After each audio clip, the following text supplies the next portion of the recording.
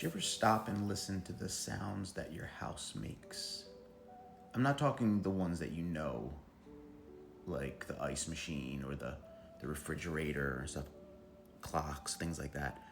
I'm talking about like sometimes there's just sounds that come from throughout the house and you don't know what they are or where they're coming from or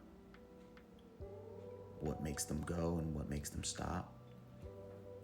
Like right now I hear like a shh, like a wave. Like, you know, when you're on the beach and there's no one else there and you can just hear the waves? It's like that, but it's very subtle and I don't know what it could be.